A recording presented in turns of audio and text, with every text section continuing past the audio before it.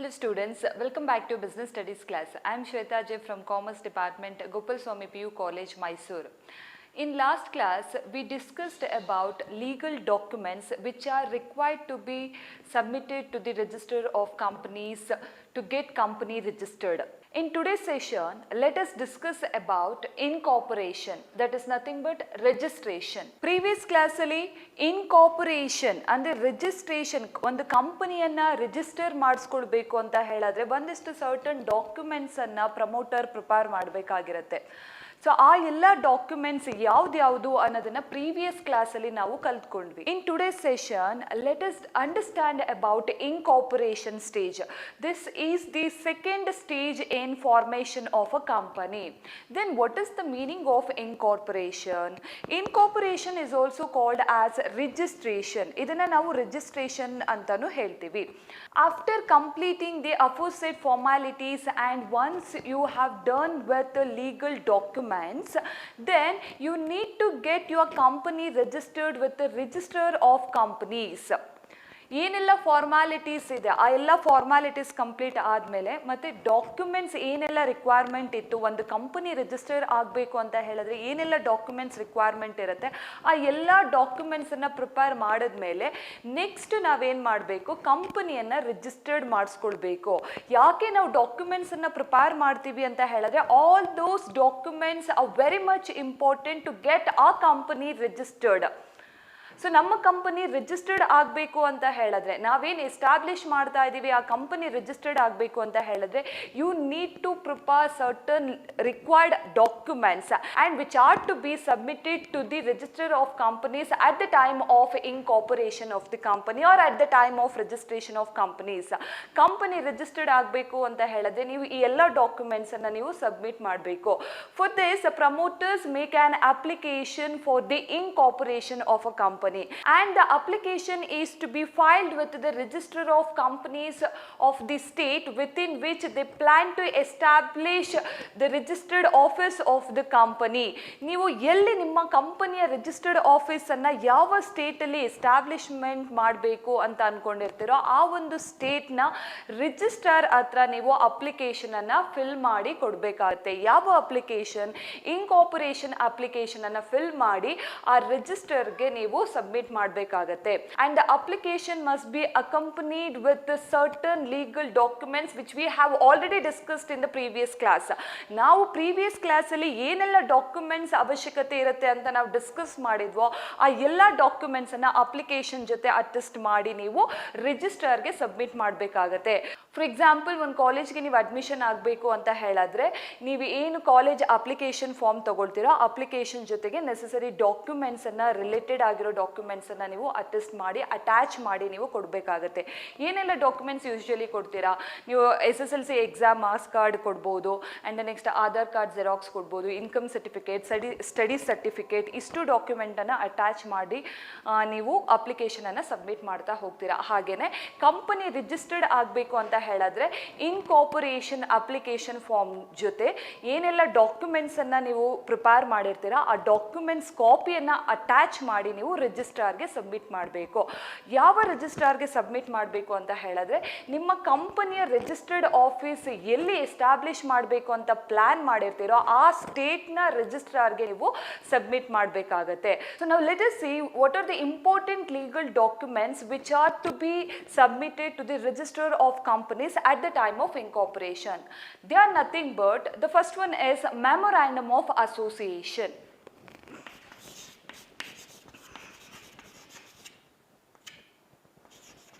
So as you all know, this is the important main document of the proposed company which contains objectives for which company is to be formed or established. The company objective ಏನು ಅನ್ನೋದು ಈ document ಅಲ್ಲಿ ನಾವು ತಿಳ್ಕೊಳ್ತಾ ಹೋಗ್ಬೋದು. This is very important document. And as we know, there are two companies. One is a private company and a public company. If in case public company, at least 7 members should sign on the memorandum of association document, whereas a private company signature of 2 members are sufficient. And in addition to that, the signatories of the memorandum of association must give information about their address, occupation and the number of shares subscribed by them. ಅವ್ರ name ಏನು, occupation ಏನು, address ಏನು, ಮತ್ತು ಅವ್ರು ಎಷ್ಟು ಶೇರ್ಸನ್ನು ಅವರು subscribe ಮಾಡ್ತಿದ್ದಾರೆ, ಕಂಪನಿಯಿಂದ ಎಷ್ಟು ಶೇರ್ಸನ್ನು ಪರ್ಚೇಸ್ ಮಾಡ್ತಿದ್ದಾರೆ, ಇಷ್ಟು ಡೀಟೇಲ್ಸನ್ನು ಮೆಮೊರಾಂಡಮ್ ಆಫ್ ಅಸೋಸಿಯೇಷನ್ ಡಾಕ್ಯುಮೆಂಟಲ್ಲಿ ಅವರು ಕೊಡಬೇಕಾಗಿರುತ್ತೆ. ಪಬ್ಲಿಕ್ ಕಂಪನಿ ಆದರೆ 7 members memorandum of association document ಮೇಲೆ ಸೈನ್ ಮಾಡಬೇಕು. ಪ್ರೈವೇಟ್ ಕಂಪನಿ ಆಯಿತು ಅಂತ ಹೇಳಿದ್ರೆ 2 members memorandum of association document ಮೇಲೆ ಸೈನ್ ಮಾಡಬೇಕಾಗತ್ತೆ. And the second most important legal document is nothing but articles of association. As we know, this document is also one of the important document as it contains rules, regulation, guidelines, duties, responsibilities of employees as well as company for the purpose of smooth functioning of the company.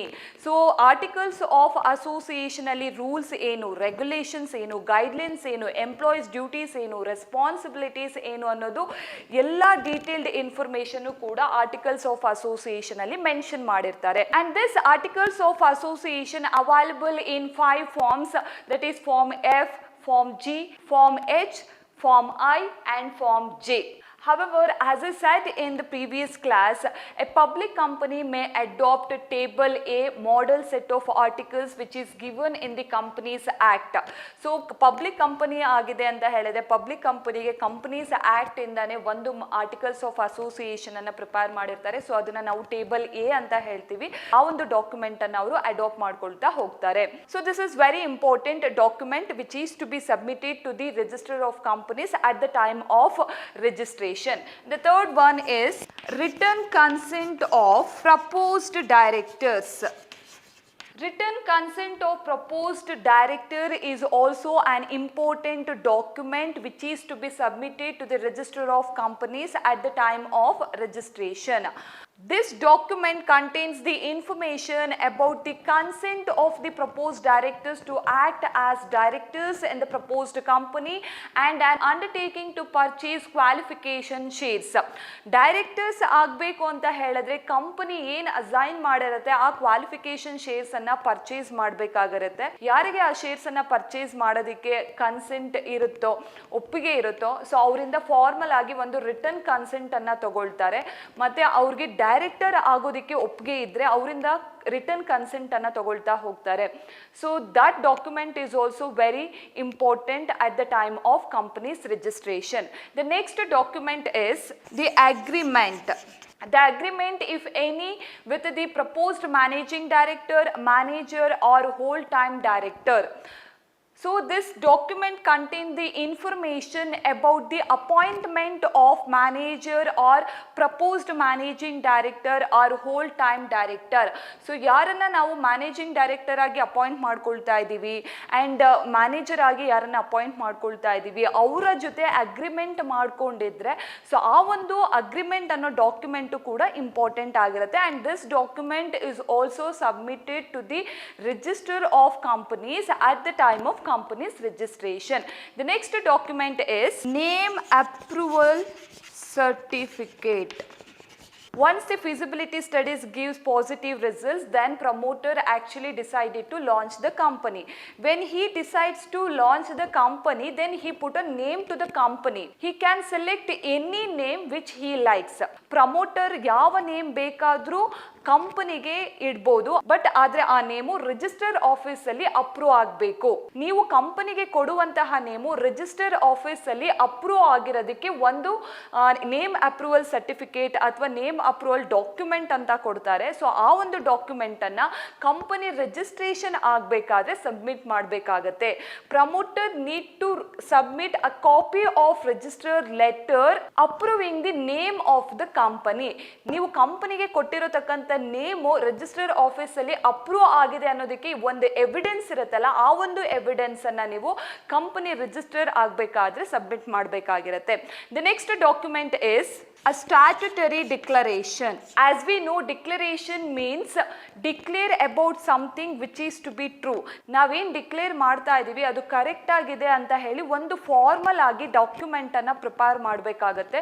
So ಆ document ಅನ್ನ ನಾವೇನು ಹೇಳ್ತೀವಿ, statutory declaration, ಅಂತ ಹೇಳ್ತೀವಿ. This statutory declaration affirming that all legal requirements for registration have been complied with, and this statutory declaration must be duly stamped and it must be signed by the advocate of Supreme Court or director or managing director or manager who is mentioned in the articles of association. ನೀವು articles of association ಅಲ್ಲಿ ಯಾರ ನೇಮನ್ನು mention ಮಾಡಿರ್ತೀರಾ, manager, managing director ಅಥವಾ whole time director, ಅವರು ಆ declaration ಮೇಲೆ sign ಮಾಡಬೇಕಾಗಿರುತ್ತೆ. ಅಥವಾ supreme ಕೋರ್ಟ್ನ advocate ಆಗಿರ್ಬೋದು ಅಥವಾ ಚಾರ್ಟೆಡ್ ಅಕೌಂಟೆಂಟ್ ಯಾರಾದರೂ ಆ ಸ್ಟ್ಯಾಟ್ಯುಟರಿ ಡಿಕ್ಲರೇಷನ್ ಮೇಲೆ ಸೈನ್ ಮಾಡಬೇಕಾಗಿರುತ್ತೆ. And the next document is a notice about the exact address of the registered office of the company must be submitted to the registered office of the company. Along with these documents, promoter need to submit a notice of exact address of the registered office of the company at the time of company registration. ನಿಮ್ಮ company register ಆಗಬೇಕಾದ್ರೆ ನಿಮ್ಮ ಕಂಪನಿಯ registered office ಅನ್ನ ಎಲ್ಲಿ establish ಮಾಡಬೇಕಂತಿದ್ದೀರೋ ಆ ಒಂದು registered office address ಅನ್ನ ನೀವು ಇನ್ಕಾರ್ಪೊರೇಷನ್ ಆಗಬೇಕಾದ್ರೆ ಸಬ್ಮಿಟ್ ಮಾಡಬೇಕಾಗತ್ತೆ. However, if the same is not submitted at the time of incorporation, it can be submitted within 30 days of the receipt of certificate of incorporation. So ನೀವು ಆ ಟೈಮಲ್ಲಿ incorporation ಮಾಡಬೇಕಾದ್ರೆ ಅಥವಾ registration ಮಾಡಬೇಕಾದ್ರೆ ಕೆಲವೊಂದು ಪ್ರೊಮೋಟರ್ಸ್ ಏನು ಮಾಡ್ತಾರೆ ಅಂತ ಹೇಳಿದ್ರೆ ರಿಜಿಸ್ಟರ್ಡ್ ಆಫೀಸನ್ನು ಎಲ್ಲಿ ಎಸ್ಟಾಬ್ಲಿಷ್ ಮಾಡಬೇಕು ಅಂತ ಹೇಳಿ ಇನ್ನೂ ಡಿಸೈಡ್ ಮಾಡಿರೋದಿಲ್ಲ. ಆ ಒಂದು ಸಿಚುಯೇಷನ್ ಅಲ್ಲಿ ಕಂಪನಿ ರಿಜಿಸ್ಟರ್ಡ್ ಆಗಿ 30 ಡೇಸ್ ಒಳಗಡೆ ರಿಜಿಸ್ಟರ್ಡ್ ಆಫೀಸ್ನ ಅಡ್ರೆಸ್ ಅನ್ನ ನೀವು ಸಬ್ಮಿಟ್ ಮಾಡಬೇಕಾಗಿರುತ್ತೆ. And the last document is a documentary evidence of payment of registration fees. Promoter need to submit a documentary evidence of registration fees to the registrar of the companies at the time of company registration. So ನೀವು ಕಂಪನಿಯನ್ನು registered ಮಾಡ್ಕೊಳ್ಬೇಕಾದ್ರೆ registration fees ಅಂತ ಇರುತ್ತೆ. And this registration fees is depending upon the amount of authorised capital. Authorised capital ಎಷ್ಟಿರುತ್ತೆ ಅದರ ಮೇಲೆ registration fees depend ಆಗ್ತಾ ಹೋಗುತ್ತೆ. ಸೊ ನೀವೇನು ಫೀಸ್ ಪೇ ಮಾಡಿರ್ತೀರ ಅದಕ್ಕೊಂದು ರಿಸಿಪ್ಟ್ ಅಂತ ಕೊಟ್ಟಿರ್ತಾರೆ. ಆ ಒಂದು ರಿಸಿಪ್ಟನ್ನು ನೀವು ಇನ್ಕಾರ್ಪೊರೇಷನ್ ಅಪ್ಲಿಕೇಶನ್ ಜೊತೆಗೆ ಅಟ್ಯಾಚ್ ಮಾಡಿ ನೀವು ರಿಜಿಸ್ಟರ್ಗೆ ಸಬ್ಮಿಟ್ ಮಾಡಬೇಕಾಗತ್ತೆ. So these are all the important 8 documents which are to be submitted to the register of the companies at the time of company registration. ನಿಮ್ಮ ಕಂಪನಿ ರಿಜಿಸ್ಟರ್ಡ್ ಆಗಬೇಕು ಅಂತ ಹೇಳಿದ್ರೆ ಇನ್ಕಾರ್ಪೊರೇಷನ್ ಅಪ್ಲಿಕೇಶನ್ ಜೊತೆಗೆ ಅಟ್ಯಾಚ್ ಮಾಡಿ ರಿಜಿಸ್ಟರ್ಗೆ ಸಬ್ಮಿಟ್ ಮಾಡಬೇಕಾಗತ್ತೆ. Then the register of companies will go through all these documents and he finds them correct. He will issue a certificate of incorporation which signifies the birth of the company. So ಈ ಎಲ್ಲ documents ಅನ್ನ ನೀವು ರಿಜಿಸ್ಟರ್ಗೆ submit ಮಾಡಿದ್ಮೇಲೆ ಅವನು check ಮಾಡ್ತಾನೆ ಎಲ್ಲ documents correct ಆಗಿದೆಯಾ ಇಲ್ವಾ ಅಂತ ಚೆಕ್ ಮಾಡ್ತಾನೆ. If he satisfied with your legal documents then he will issue certificate of incorporation.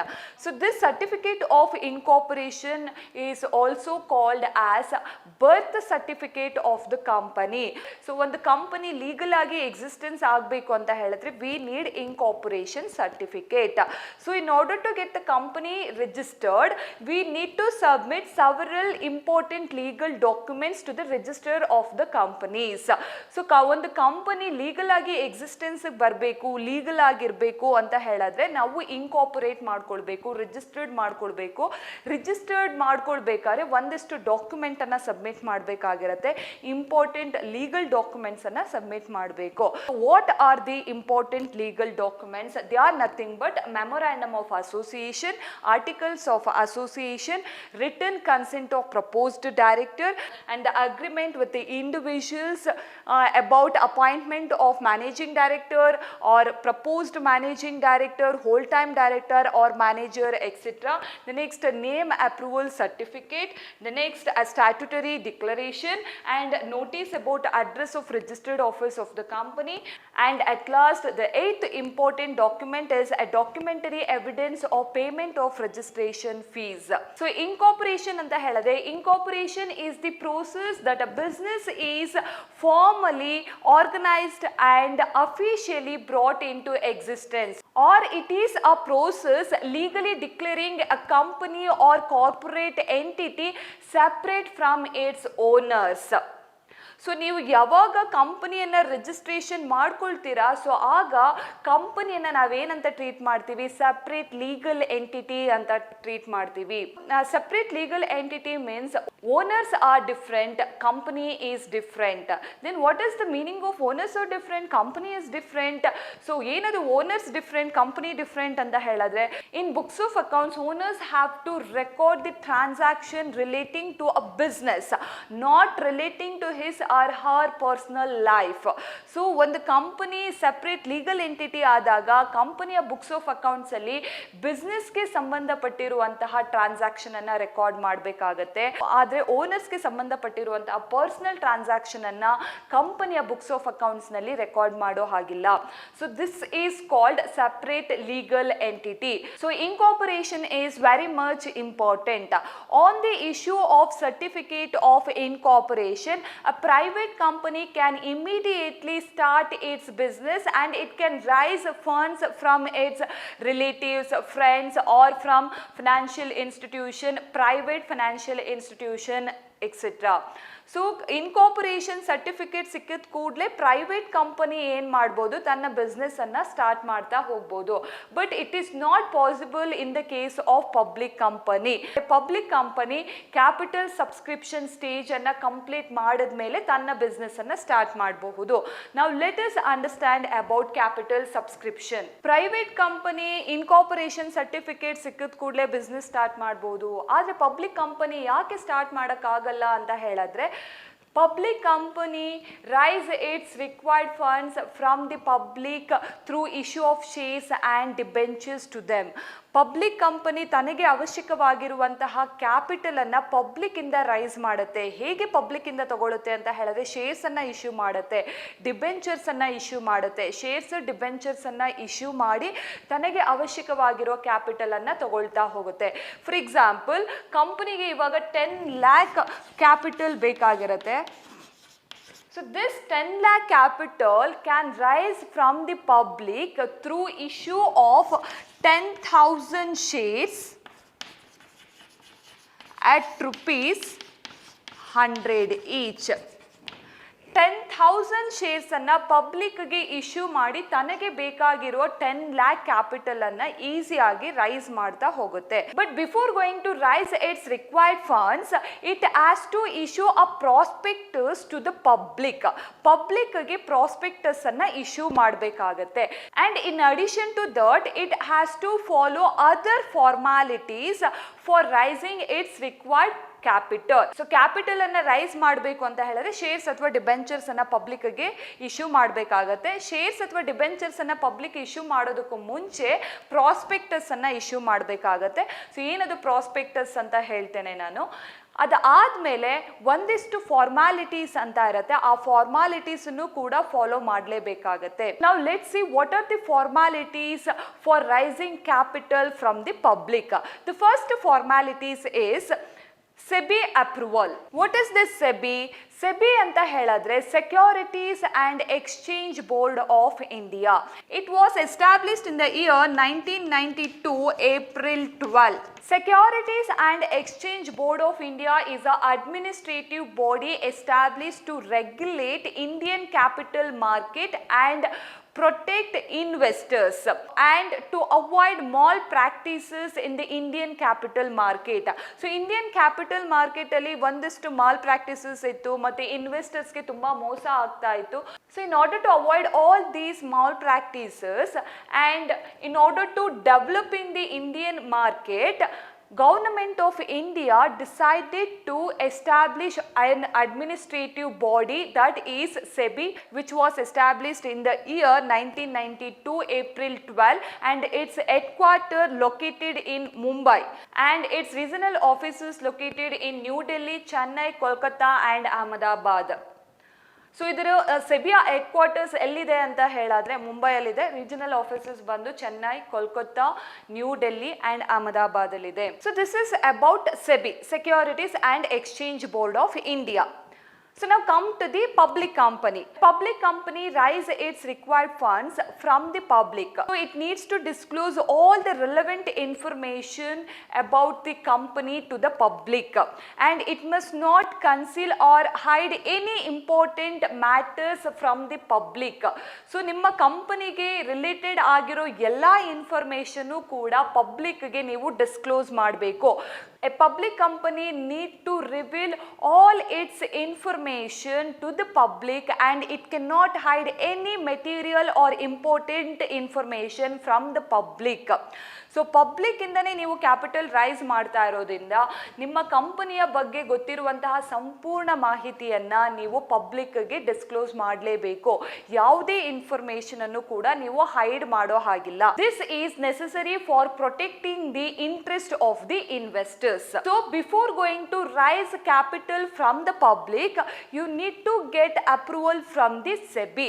SEBI ಇಂದ ನೀವು ಅಪ್ರೂವಲ್ ಅನ್ನ ತಗೊಳ್ಬೇಕಾಗತ್ತೆ. Securities and exchange board of India ಇಂದ ಅಪ್ರೂವಲ್ ತಗೊಂಡ ಆದ್ಮೇಲೆ ಓಕೆ ನೀವು ಪಬ್ಲಿಕ್ ಇಂದ ಕ್ಯಾಪಿಟಲ್ ಅನ್ನ ರೈಸ್ ಮಾಡಬಹುದು ಅಂತ ಹೇಳಿ ಅವರು ಅಪ್ರೂವಲ್ ಮಾಡಿದ್ಮೇಲೆ, ಅವರು ಪರ್ಮಿಷನ್ ಅನ್ನ ಕೊಟ್ಟ ಮೇಲೆ ನೀವೇನ್ ಮಾಡಬಹುದು, ಪಬ್ಲಿಕ್ ಇಂದ ಕ್ಯಾಪಿಟಲ್ ಅನ್ನ ರೈಸ್ ಮಾಡಬಹುದು. So this is about first formalities which have to be follow at the time of capital subscription. The second one is filing of prospectus or statement in lieu of prospectus. So this is the second formalities which are to be followed at the time of capital subscription, that is filing of prospectus or statement in lieu of prospectus.